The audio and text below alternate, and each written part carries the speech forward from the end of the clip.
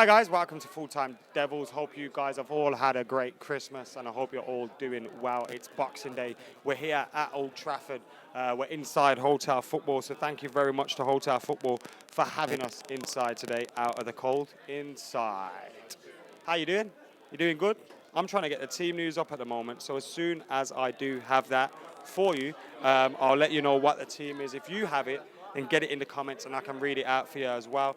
And I'll keep trying to get them out for you. In the meantime, keep your comments coming in. Are you looking forward to the game? Are you nervous about this game? Burnley held us to a 0-0 draw here last season. Tom Heaton was on absolute fire, wasn't he? And we've got to make sure he's not playing today. I think it will be Nick Pope in goal for them.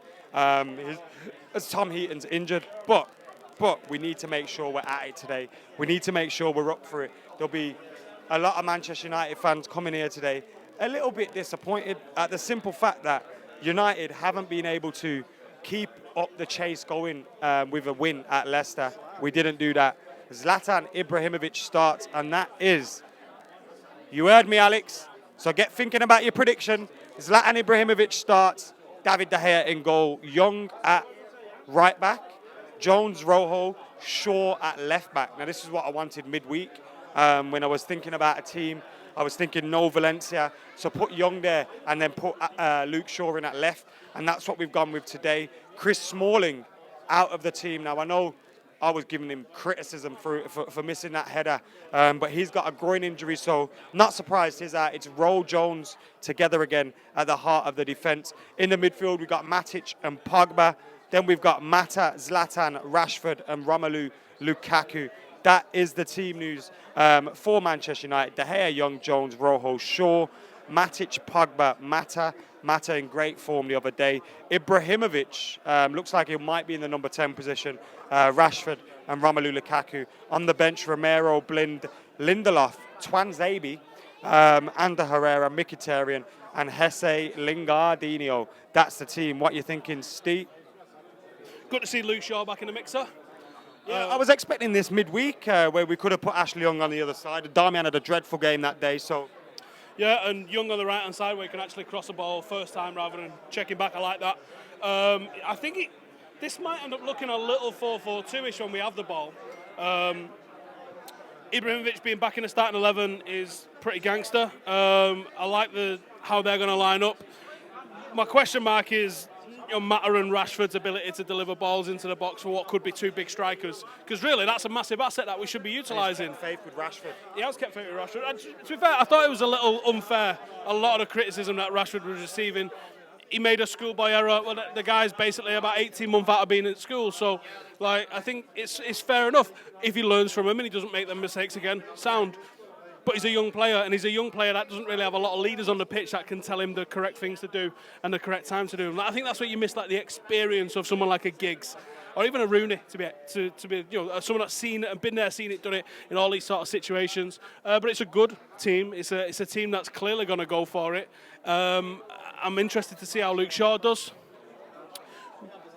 Glad to see Tuanzebe, no Marshall on the bench. Glad to see Tuanzebe back in the bench because I think with all the problems that we've had at centre-half, the fact that he's not even been thought of is a little bit worrying because the guy's absolutely fantastic and I can't wait to see him playing for United regularly. Do you think it's an accumulation of fixtures the reason Martial's been left out, freshen it up on the bench and then bring him back in on the weekend against Southampton?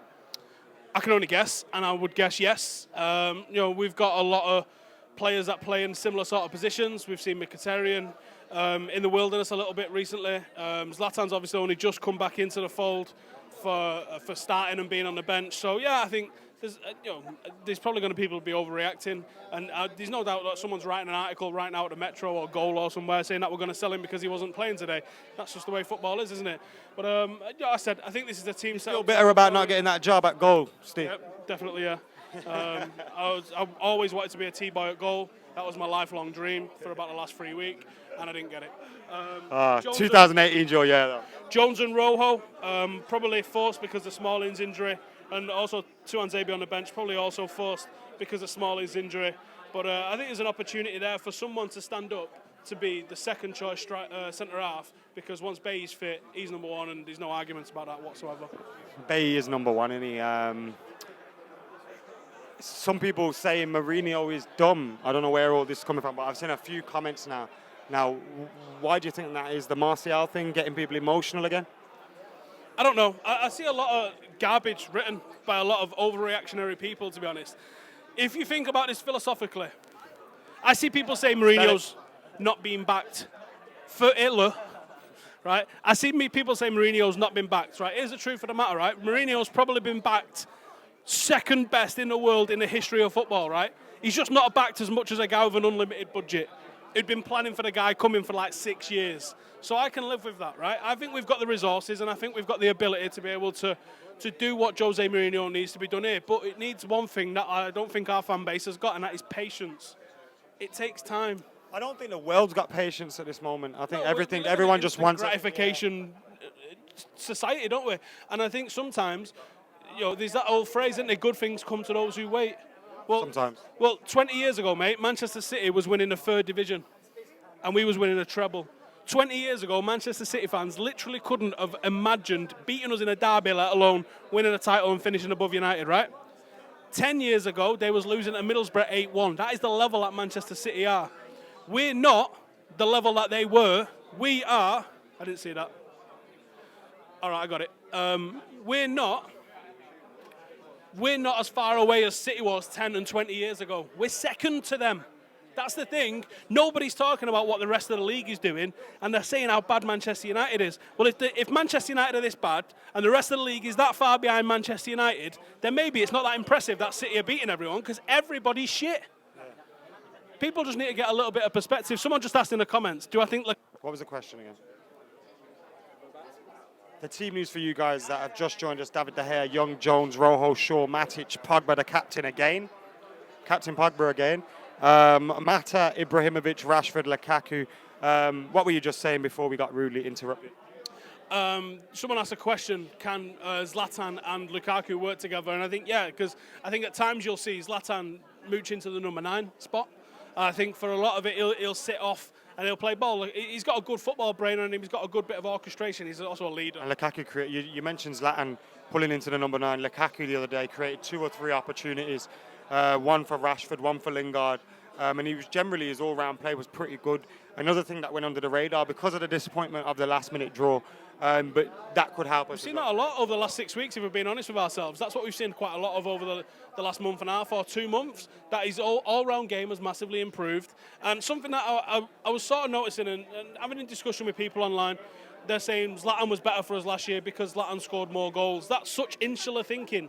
What Lukaku has brought to Manchester United is overall gameplay, evidenced by the fact that you see in the balls that he plays, but also by the fact that the goals are being spread around the team more this year. Last year, Zlatan finished on 28 goals.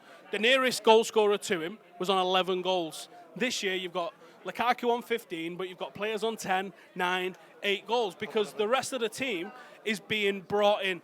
And the movement of Lukaku up front, just his movement alone is leaving gaps for other people to run into and take advantage of, let alone his ability to make and create chances himself. So I think that, yes, he's gone through a little bit of a dip goal scoring, and Harry Kane today scoring goals, that's going to put even more pressure on people. And if Lukaku doesn't score today, that's, people are like, he's a fraud and this, that and the other. But his overall gameplay is absolutely great. And I'm really happy with his contribution. And I think he's going to finish the season on 25 to 30 goals, which is a phenomenal return.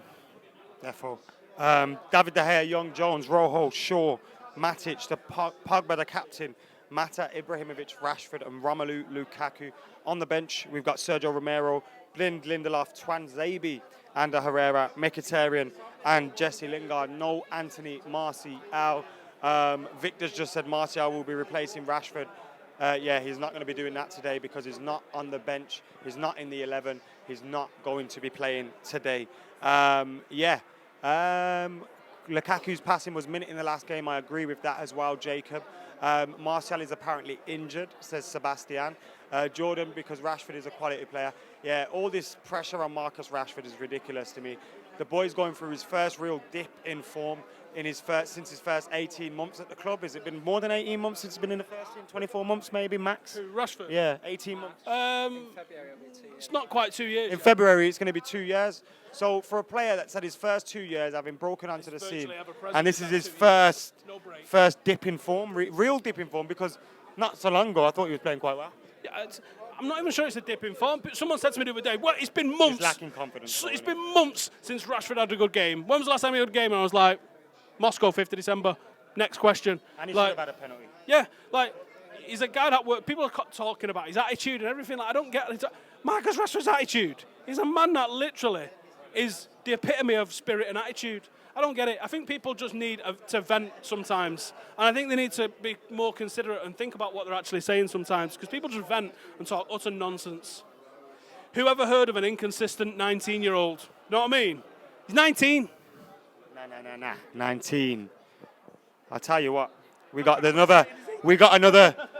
other whiz kid, United whiz kid about. It's man like Alex.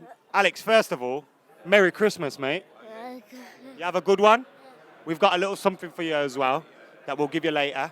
So we're not going to embarrass you on here. We don't do none of that. We know your girlfriends are all watching and all that.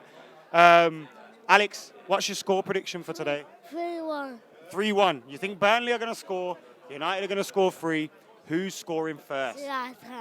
Zlatan. Are you happy that he's back? Yeah. You went to Madrid this week, didn't you? Yeah. Thankfully, you're back though now, because you are our good luck charm. Yeah? So we're winning today. Yeah. Tell them, come on, United. Come on, United. I'll see you in a bit, yeah? Right, you heard from Alex. You know what he's saying, 3-1. I'm going to go with Al. 3, well, I think we'll score 3. I don't think they'll score. Steve, you got a prediction? Did you give it? I can't remember. I'm all over the place still. In my head, I want to say 1-0 because Burnley literally only involved in 1-0s, pretty much. But I'm going to say a bit more than that. I think 2-0. I don't think they've got really a lot of goals in them that we should be worried about. We need to be pouring forward. But Sean Dyche's a hell of a manager, you know. People need to be patient because Burnley can probably keep us 0-0 at half-time. Just don't get on the team's back. Support at all costs. See what happens. Any man that eats razor blades, I ain't going to mess with. Really? Does he eat razor blades? You heard his voice. I think he's Sean Dyche is running around the hotel football, apparently. Yeah. Steve, you feeling happy? I'm always happy when I'm at the match. That's what I like to hear. Where else would you want to be on Boxing Day than on the beer and watching United? What better thing is there? When I went off this morning.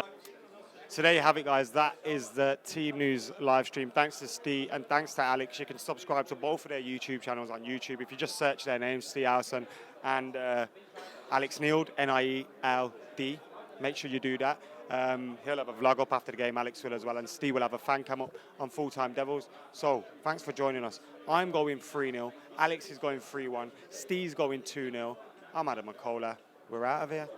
Red Snow.